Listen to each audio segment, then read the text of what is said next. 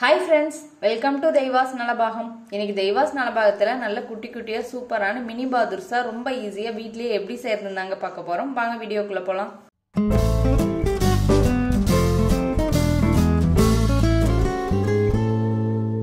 First இந்த recipe பண்றதுக்கு நான் 1 கப் அளவுக்கு மைதா மாவு எடுத்துர்க்கேன். இது ஒரு பாத்திரத்துல சேர்த்துக்கோங்க. இது கூடவே ஒரு 1/4 டீஸ்பூன் அளவுக்கு பேக்கிங் பவுடர் சேர்த்துக்கோங்க. இது கூட ஒரு 1/2 டீஸ்பூன் அளவுக்கு சர்க்கரை சேர்த்துக்கோங்க. சக்கரை சேர்த்துட்டு இல்ல ஒரு 2 பிஞ்ச் அளவுக்கு பேக்கிங் சோடா சேர்த்துட்டு இது கூடவே ஒரு பிஞ்ச் சால்ட் சேர்த்துக்கோங்க. இதுல ஒரு 2 டேபிள் ஸ்பூன் அளவுக்கு தயிர் சேர்த்துக்கோங்க. இதுல 4 டீஸ்பூன் அளவுக்கு நெய்யை நான் உருக்கி எடுத்து வச்சிருக்கேன். இதை சேர்த்துக்கலாம். ரொம்ப சூடு பண்ணணும்னு இல்லை, ஜஸ்ட் உருக்குனா போதும். சேர்த்துட்டு இதெல்லாம் நல்லா ஒன்று சேர கலந்து எடுத்துக்கலாம். மாவு நல்லா கலந்துட்டு எடுத்து கையில பிடிச்சு பார்த்தா நல்லா பிடிக்க வரணும். இதுதான் சரியா இருக்கும். ரொம்ப நெய் சேர்த்துட்டீங்க அப்படின்னா நம்மளுக்கு சரியா பொரிச்சு எடுக்கிறதுக்கு வராது. இதுதான் சரியா இருக்கும். இப்போ இதுல தண்ணி சேர்த்துட்டு கொஞ்சம் சப்பாத்தி மாவோட கொஞ்சம் லைட்டா நம்ம ஹார்டா பிசைஞ்சுக்கணும். ரொம்ப சாஃப்டா பிசையக்கூடாது. இப்போ இந்த மாதிரி இருக்கணும். அப்படி விரிச்சு பார்த்தா இந்த மாதிரி லேயர் மாதிரி இருக்கணும். இதுதான் சரியான பதம். மாவு நல்லா பிசைஞ்சாச்சு.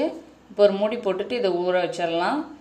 நம்ம அதுக்குள்ள சக்கரை பாகு ரெடி பண்ணிக்கலாம். அதுக்கு ஒரு பாத்திரத்துல நான் 1 கப் அளவுக்கு சக்கரை எடுத்திருக்கேன். எந்த கப்ல மாவு அளந்தமோ அதுலயே சக்கரை எடுத்துக்கோங்க. இதுல ஒரு 3/4 கப் அளவுக்கு தண்ணி சேர்த்துட்டு நல்லா சக்கரையெல்லாம் கரைஞ்சி நல்லா இது கொதி ஒரு கம்பி பதம் வரணும். அந்த அளவுக்கு இதை நம்ம காய்ச்சி எடுத்துக்கலாம். அதுதான் சரியா இருக்கும். இப்போ சக்கரையெல்லாம் நல்லா கரைஞ்சி நல்லா கொதிச்சு வந்துருச்சு. பாகு பதம் செக் பண்ணிக்கோங்க. நல்லா ஒரு கம்பி பதம் வந்தா போதும்.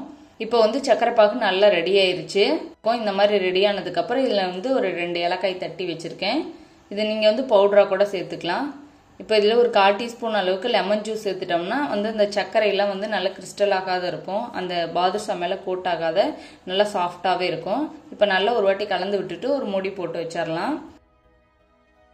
இப்போ நம்ம இந்த மாவு குட்டி குட்டியா சின்னதா நம்ம உருண்டையா பிடிச்சி எடுத்துக்கலாம். நம்ம மினி பாதுஷா செய்யறதுனால சின்ன சின்ன உருண்டையா எடுத்து போட்டா போதும். இப்போ இதை எடுத்துட்டு கையில நல்லா உருட்டிக்கலாம். ஒரு வாட்டி உருட்டிட்டு நல்லா பிரஸ் பண்ணா அப்படி நல்லா தட்டையாயிரும்.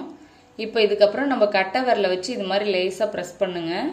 பிரஸ் பண்ணிட்டு அப்படியே எடுத்து நம்மளோட கட்டை விரலுக்கு கீழே இருக்குல்ல இந்த இடத்துல இப்போ இது போல வீடியோல காட்டுறது மாதிரியே நீங்க செஞ்சு வச்சுட்டு மறுபடியும் இந்த கை வச்சு அழுத்துனீங்கன்னா அழகா ஷேப் வந்துடும். அவ்வளோதான் ரெடி ஆயிடுச்சு. நான் இன்னொன்று அதே மாதிரியே உங்களுக்கு அழுத்தி காட்டுற பாருங்க. இந்த மாதிரி உருண்டை பண்ணிட்டு லைட்டா இப்படி அழுத்துனீங்கன்னா தட்டையாயிரும். கை வச்சு அழுத்திட்டு அப்படியே எடுத்து இங்க வச்சு இது போல அழுத்துனீங்கன்னா அழகா ஷேப் வந்துடும். உங்களுக்கு ஒரு இது மாதிரி செய்ய வந்ததுன்னா செய்யுங்க. அப்படி இல்லை அப்படின்னா நம்ம எப்பவும் போல இந்த மாதிரி உருட்டிட்டு லைட்டா டேப் பண்ணிட்டு நம்ம எப்பவும் போல விரல் வச்சு நம்ம உளுந்த வடைக்கலாம் ஓட்ட போடுவோம்ல அந்த மாதிரி ஒரு வாட்டி அழுத்தி விட்டுருங்க. உங்களுக்கு எப்படி வருதோ அந்த மாதிரி செஞ்சுக்கலாம். இப்போ எல்லாத்தையும் தட்டி வச்சாச்சு. எண்ணெய் இந்த மாதிரி ரொம்ப காஞ்சிட்டு இருக்க கூடாது. இதுக்கு குறைவான தீயில தான் இருக்கணும். இந்த மாதிரி போட்டோன்னே லேசா பபிள்ஸ் வருது பாருங்க. இந்த மாதிரி சூட்ல தான் இருக்கணும். இப்போ எல்லாத்தையுமே போட்டு நம்ம நல்லா பொரிச்சு எடுத்துக்கலாம். இப்போ எடுத்து நம்ம சுகர் சிரப்ல சேர்த்துக்கலாம். சுகர் சிரப் ஆறிடுச்சு அப்படின்னா மறுபடியும் லைட்டா சூடு பண்ணிக்கோங்க. ரொம்ப சில்லுன்னு ஆயிடக்கூடாது.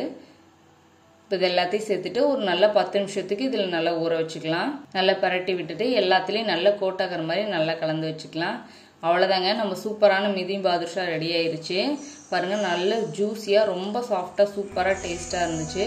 நீங்களும் இந்த ரெசிபியை ட்ரை பண்ணி பாருங்க. உங்களுக்கு பிடிச்சிருந்துச்சுன்னா லைக் பண்ணுங்க, ஷேர் பண்ணுங்க. நம்ம தெய்வாஸ் நலபாகம் சேனலுக்கு சப்ஸ்கிரைப் பண்ணிக்கோங்க.